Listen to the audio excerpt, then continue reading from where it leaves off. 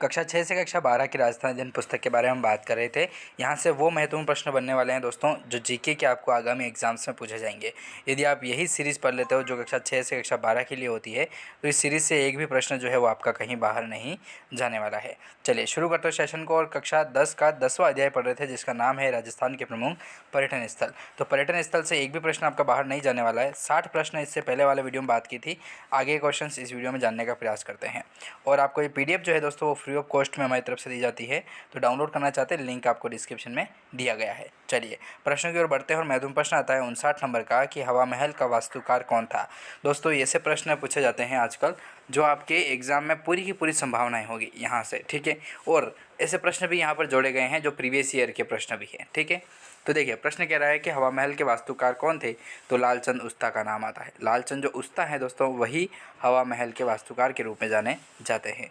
अगला प्रश्न देखिए 60वां प्रश्न आता है कि हवा महल में झरोखों की संख्या कितनी है। हवा महल जो है उसमें झरोखों की संख्या कितनी है दोस्तों, तो 953 माने जाते हैं, जिसे झरोखे या फिर खिड़कियां भी कहते हैं, तो वो है 953। अगला प्रश्न है 61 नंबर का प्रश्न है कि आमेर महल का निर्माण किसके द्वारा करवाया गया था। आमेर महल जो है उसका निर्माण किसके द्वारा करवाया गया, तो राजा मानसिंह प्रथम के द्वारा करवाया गया था। राजा मानसिंह प्रथम द्वारा जो है वो आमेर का महल का निर्माण जो है वो करवाया जाता है राजा मानसिंह प्रथम के द्वारा। तो कब कराया जाता था, 1592 में कराया था, ठीक है। हाँ, 1592 में जो है वह राजा मानसिंह प्रथम के द्वारा जो है वो आमेर महल का निर्माण करवाया गया था। अगला प्रश्न देखें तो 62 नंबर का प्रश्न आता है कि आमेर की सुरक्षा के लिए जय सिंह द्वितीय द्वारा किस दुर्ग का निर्माण करवाया गया था। तो ये दोस्तों कराया जाता है जयगढ़ द्वारा 1726 में, ठीक है। तो आमेर की सुरक्षा के लिए ही जय सिंह द्वितीय जो है उन्हीं के द्वारा दुर्ग का निर्माण करवाया जाता है जयगढ़ 1726 में। अगला प्रश्न देखें तो प्रश्न कह रहा है 63 नंबर का कि जयपुर का पहरेदार किस किले को कहा जाता है। जयपुर का जो पहरेदार है वह किस किले को कहा जाता है, तो नाहरगढ़ को कहा जाता है दोस्तों। नाहरगढ़ को जो है वो जयपुर का पहरेदार के नाम से जाना जाता है, नाहरगढ़ को। अगला प्रश्न देखें 64 नंबर का, तो प्रश्न है कि जयपुर स्थित अल्बर्ट हॉल की आधारशिला जो है वो किसने रखी थी। जयपुर में स्थित जो अल्बर्ट हॉल है दोस्तों, उसकी आधारशिला जो है किसके द्वारा रखी गई, तो प्रिंस ऑफ वेल्स के द्वारा रखी जाती है। प्रिंस ऑफ वेल्स जो है उन्हीं के द्वारा जयपुर स्थित अल्बर्ट हॉल की आधारशिला जो है वो रखी गई थी। अगला प्रश्न देखिए 65 नंबर का प्रश्न है कि अल्बर्ट हॉल का डिज़ाइन जो है वो किसके द्वारा बनाया गया था। अल्बर्ट जो हॉल है उसका डिज़ाइन बनाया जाता है किसके द्वारा, तो सर स्विंटन के द्वारा जो है वो अल्बर्ट हॉल का डिज़ाइन बनाया जाता है। चलिए अगले प्रश्न की ओर बढ़े। 66 नंबर का प्रश्न आता है।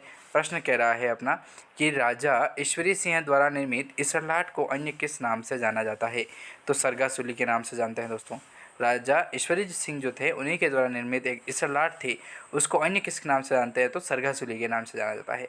67 नंबर का प्रश्न है कि जैसलमेर का किला किस पर्वत पर स्थित है, तो पर्वत है दोस्तों त्रिकूट पर्वत। एक तो त्रिकूटागढ़ गढ़ जिसे कहा जाता है वो भी समझ लेते हैं, तो त्रिकूट पर्वत भी और एक चित्रकूट भी है, ठीक है। तो कंफ्यूज नहीं होना है, जैसलमेर का जो किला है दोस्तों वह त्रिकूट पर्वत पर बना हुआ है।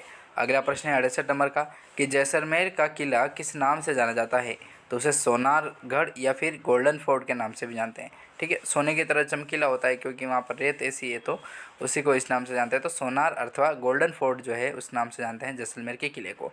अगला प्रश्न देखें तो 69वां प्रश्न है कि ग्रेट इंडियन बस्टर्ड पक्षी किस उद्यान में पाया जाता है। ग्रेट इंडियन बस्टर्ड जो पक्षी है दोस्तों वो किस उद्यान में पाया जाता है, तो डेजर्ट नेशनल पार्क, जिसे राष्ट्रीय मरु उद्यान कहते हैं हिंदी में। राष्ट्रीय मरु उद्यान जो है दोस्तों उसी के अंतर्गत ग्रेट इंडियन बस्टर्ड अर्थात जिसे वो कहते हैं क्या कहते हैं, जो अभी संकटग्रस्त स्थिति में आ चुका है, तो वो पाया जाता है दोस्तों राष्ट्रीय मरु उद्यान में, ठीक है। गोडावण, ठीक है। ग्रेट इंडियन बस्टर्ड पक्षी जो है वो गोडावण को कहते हैं और डेजर्ट नेशनल पार्क में जो है वो पाया जाता है। 70 नंबर का प्रश्न आता है कि जैसलमेर की सबसे बड़ी व खूबसूरत नक्काशीदार हवेली कौन सी है दोस्तों, तो पटवा की हवेली को माना जाता है जैसलमेर की सबसे बड़ी और खूबसूरत नक्काशीदार हवेली के रूप में, ठीक है। तो आज के लिए इतना ही, अगले क्वेश्चन अगले वीडियो में जानेंगे। धन्यवाद।